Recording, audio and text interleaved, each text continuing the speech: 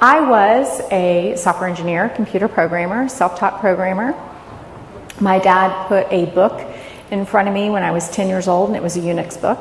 And he said, so that would have been in '81. And he said, learn this. Computers are the new thing. He was a engineer at TI as well as my uncle. And so, yeah, that was my job. That's what I did. I got married and had a couple of babies, and then went back to work as a database admin, and then managed data centers for Texas Instruments when Target breached. And that was after a TJ Maxx breach in 2013. And I was like, this seems to be something that's an emerging technology. And I had 2 teen girls and a single mom at the time, and decided that I needed to change. It was too much getting up at 3 in the morning because somebody unplugged a port in a data center. So, so that's when I decided to learn cyber, all about cybersecurity. What's interesting about the Target breach, it was somebody's username and password that was taken, and then from a vendor for a point of sale system. And that's what led to 40 million credit cards being taken and stolen, and which led to, just, we can't even imagine how much identity theft came from there. So now what I am, besides being married to hunky Pastor Jim back there, yay, I didn't know he was a pastor when I met him, so long story. Anyway, so not that he held that against, or didn't tell me, but I didn't read something that was important, but I digress. So now I am what they call a geek that speaks.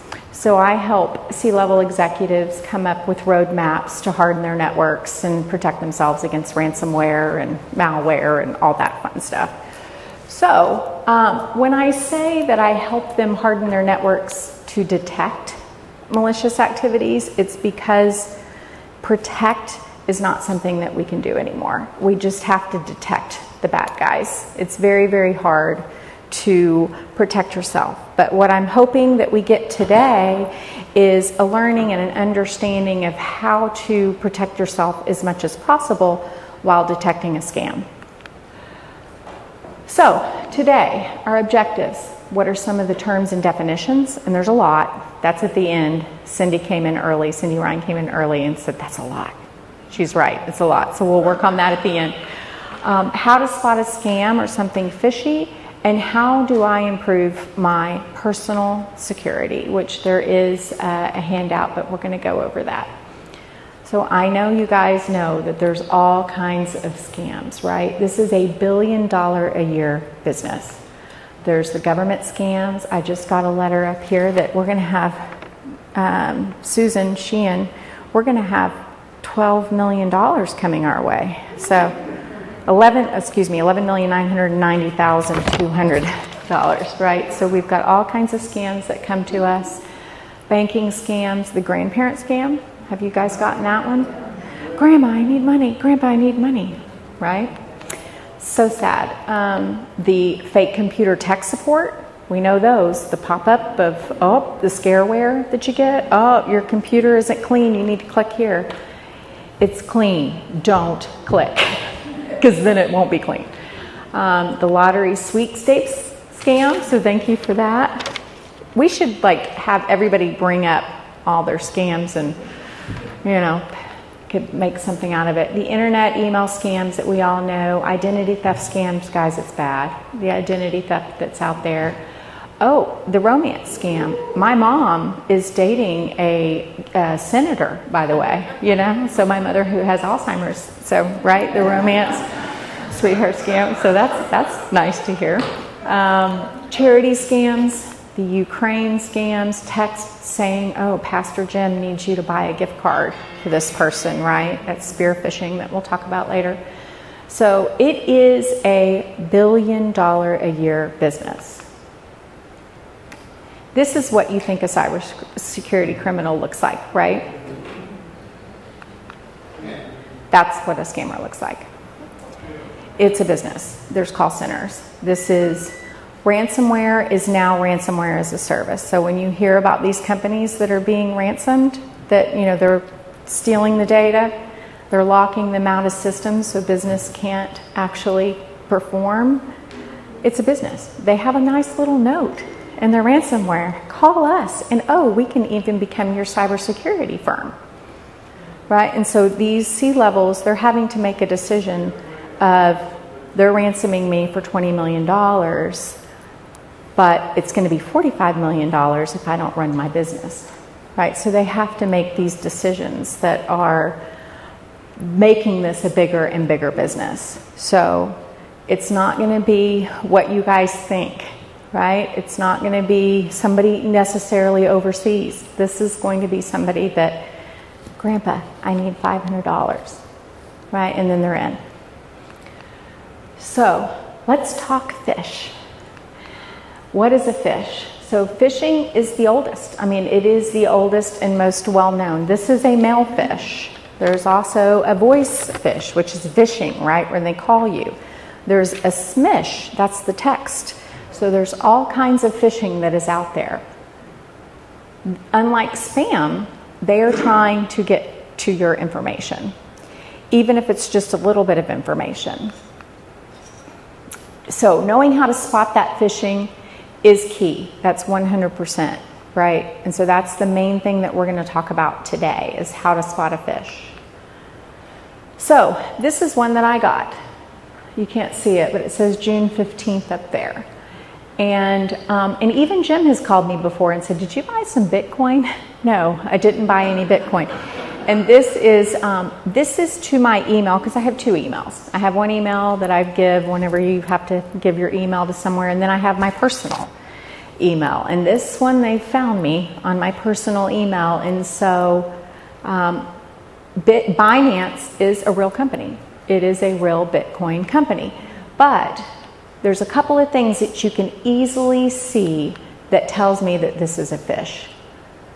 The domain, which is the email, the @ whatever comes after the @ is a Gmail. It's not Binance.com, right? So that right away, that's a fish. Another way is it's saying, dear valued customer. It's not saying, dear Nicole, right? They don't know my name. They only know my email. Another way is that they are asking me to do something. They are baiting me. Make a phone call, click a link, reply here. Any of those things, if they're asking you to do something, think about it. If you get an information email, they're not asking you to click a link or do something if it's a valid email. So if they're wanting me to perform an action, it's most likely a fish. And this is, I mean, what I say, does the email make any sense? No. I've never bought Bitcoin. Well, that's not true. My daughter bought one Bitcoin in 6th grade.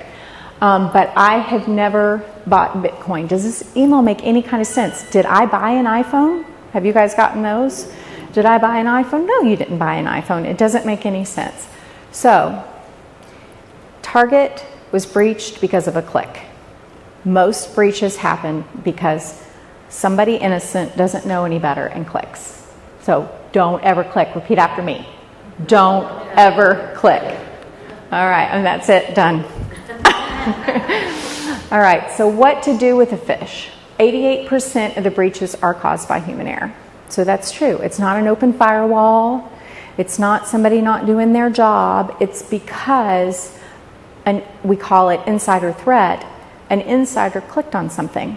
And then that malware gets in there and just sits and simmers, and they just wait for an opportunity to strike. So, you can help.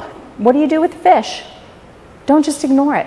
You need to block it. You need to block it, immediately block it, and then report it as phishing. Gmail has this, AOL has this, Yahoo has this, they all have this. So do your part, right? So do your part by blocking the email, which it's very easy. You see the little 3-dot button? There's settings there where you can block that email, and then you report it as phishing. So we have to report these guys. It might save somebody, it might save your next door neighbor from clicking on it. Who knows, right? So it's all of us as the body of Christ to do our part. How do you block it again? So it's real simple. There's a little 3 dots or settings. There'll be extra settings that'll be in your email, and there's 2 different options. Most people just delete it. You need to block it. And then there's something that says report phishing. So how do I spot a fish? And that was good. The date one is good. I think I'm going to add that. So this is a Google Docs. But if you notice, and I don't know if you can see that, look at how on the top left they're spelling Google. There's no L or E. So if you look really close, you will find grammatical errors. I guarantee you, Google is not going to send out a grammatically incorrect email, right? On this next one, again, the dear place, but this one is for an iPhone, and it's to an HTTP that doesn't exist. It's to a website that doesn't exist. And then if you look closely, they're spelling Apple APPL. So just look closely. And then you're going to block and report. Another one, this is a recent order. This is a big one that's going around right now that you bought an iPhone, right? This is where if you click it, they're going to get your iTunes information. So what do? We don't click. Exact. Block and report. You got it. And then this one is one where you might actually, the church might actually, this is one that came to our company that said from the HR department that we're all getting free Netflix, right? So they will target companies. But Netflix was misspelled. So what are they baiting you to do? If they're asking you to click a link to accept this offer, click here, right? View your receipt here. If they're baiting you to do something, right, then you know it's fish. Are they asking you to make a phone call? Better hurry and do something, right? There's that one, the Binance, the Bitcoin, hurry up because it's going to show up in your bank account in 6 to 12 hours. Well, if I clicked it, it would. So, this is a big one. This is the scareware. If you're getting that scareware, those pop-ups that say your computer is infected, you need to do it. You already have malware in your browser. We call it a man in the box. So there's already malware in your browser, right? Which we're going to go over of how to do that. I think we need to have geek support here at church. What do y'all think? Yes. Okay. If only I knew somebody I could talk to about that. Okay. So, when in doubt, don't. If it looks fishy, it's fishy. And if it's somebody that you know or if it's something important, you're going to get another email. So, just get rid of it. Now, here's another one. So, we've talked fish, let's talk smish. Smish is the text. So, now they've gotten the text, right? And so, how do I spot a smish? And so this was a smish that I got, and it's really good because it was right the day after I paid my AT&T bill, right, that I got this, that your May payment was done, click this link to get your loyalty gifts. But if you can kind of tell the logo is not right, like your GE logo wasn't right on that one that you showed us, Hank, and it's fuzzy. But also, it's a number, and it came from a 657 number. So I just did a little Google search. First of all, AT&T won't send me from a number. They won't. You know how when you get a text from us from the church, it's like a 5-digit telephone number giving you information? So if I just type 657 area code, it comes up with scams, right? It's a scam number. So just like I did with my email, I'm going to do the same thing. Again, another smish tip is it's asking me to click a link. So I'm not going to do anything with that, but what I am going to do, and I do have this in your handout, is I'm going to select that contact. I'm going to select info. This is on the iPhone, and there's an easy way to do it on the Droid as well, and I'm going to block that caller. The more and more and more you can block, the better, right? So that's a smish. The vishing, which I have all the terms in this deck. I'll make sure and get it to Hank and to Donna so you guys can get a copy of it. But the vishing is now they've got your phone number, they're calling you, right? So you really need to think about your phone like the old school when you'd have I still have an address book. If I don't know who they are, I don't answer it, period. Whether it comes up as potential spam or not. And they'll use 561 because they know this is where you live. If you don't know who it is, don't answer it. If it's important, they'll leave a message. So, and think of people in your contacts, and then when you do get it, put this is a contact in my email, or this is a contact that I use in my address book that now I know who they are, right? So if, when Shonda called me earlier today, I knew it was her. Okay, some additional fish types. A big thing I put up here, and I want you to really know, they are going to make you feel like you have to act right away. That's all part of the con, right? Like, you need to hurry up and do this. No, you really need to hurry up and do this. I'm trying to protect you. I've had some people that I know that have hung up the phone from the phone, and they will call them back, and they will say, because if you've answered once, then they're gonna, keep calling you. It's just terrible. So, armor of God, right? Put on your armor of God. So, some additional fish types is a plea for help. They're going to pretend that you're your grandkid or a good friend, or a friend of a friend is in jail and they need your help, or a relative. So that is becoming more and more common. You're the grand prize winner. You receive a text saying that you won a prize or a travel package. It could even come from a cruise. It looks like a cruise that you did or something like that. Click here and get $500 more of travel credits. Don't click. All right, don't claim the reward.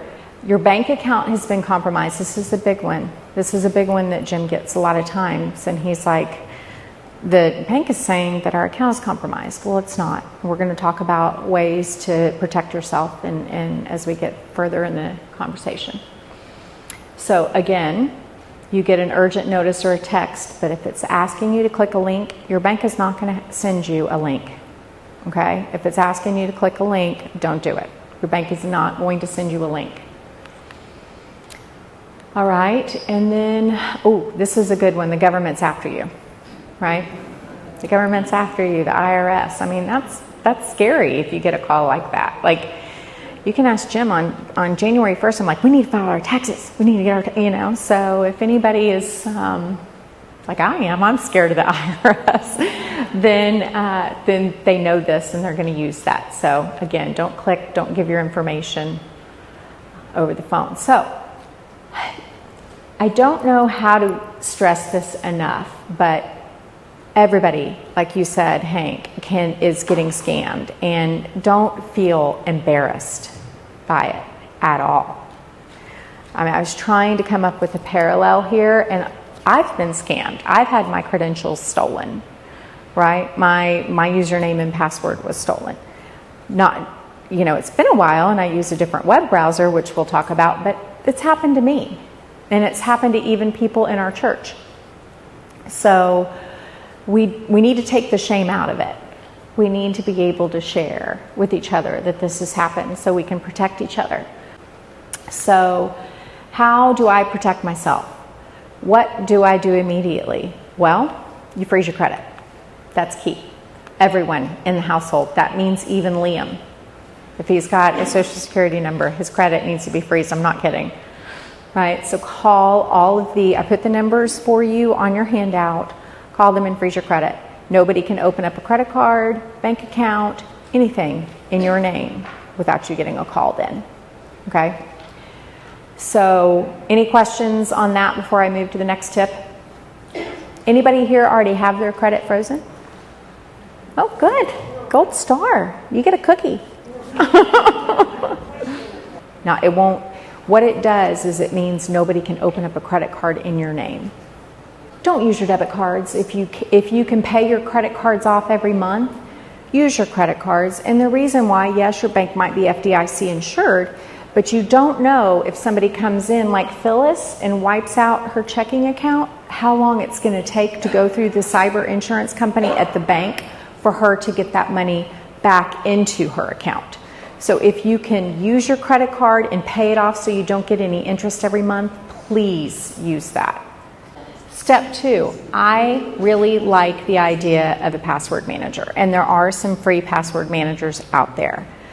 However, it does make me nervous. I don't want you guys installing software frankly, unless I'm like there, making sure that you're installing the right software. But I do like the idea of a password manager. So if you have kids, grandkids, neighbors, whoever can help you make sure that you're installing one of these. These are the ones that I like that they have a good rating. We have a security scorecard that we use for companies that give you a scorecard from A to F on how well that they are keeping their environment patched. And these are all in A's. You'd be surprised. Amazon has a D, right? Okay. Use that password manager. The password manager, you only have to know one password, and then it does very high-tech passwords into all your accounts from there. Don't ever store it in your browser, which I got into Eric's. I hacked into Eric's email today because he had it on that on the HSLC. I was going to do a screenshot, but then I thought, no, that probably wouldn't be so good. Okay, passwords are like underwear, guys. Don't share them. Don't reuse them. Change them regularly. Don't loan them.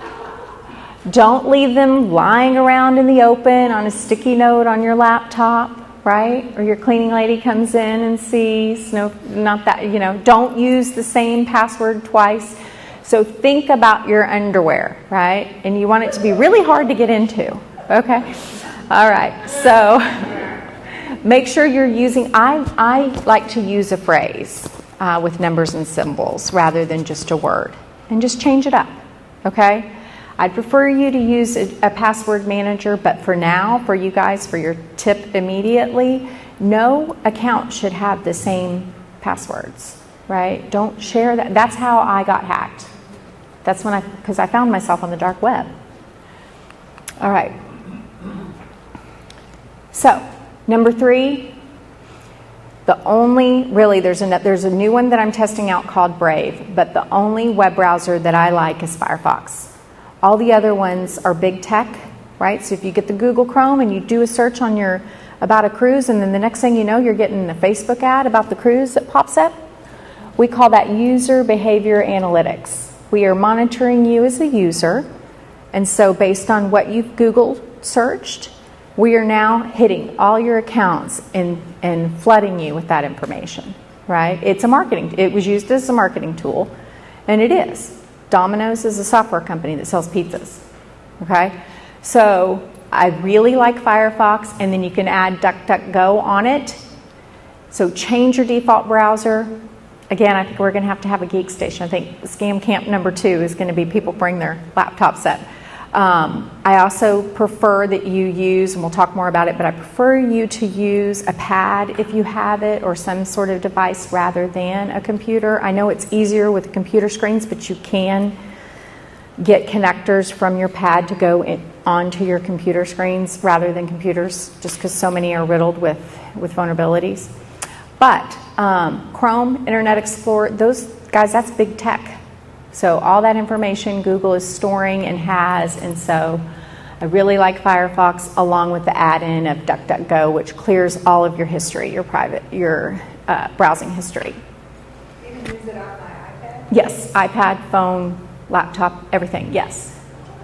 So, because we've got a couple of camp tips that are immediately, so let's just refresh real quick. Camp tip number 1. Freeze your credit.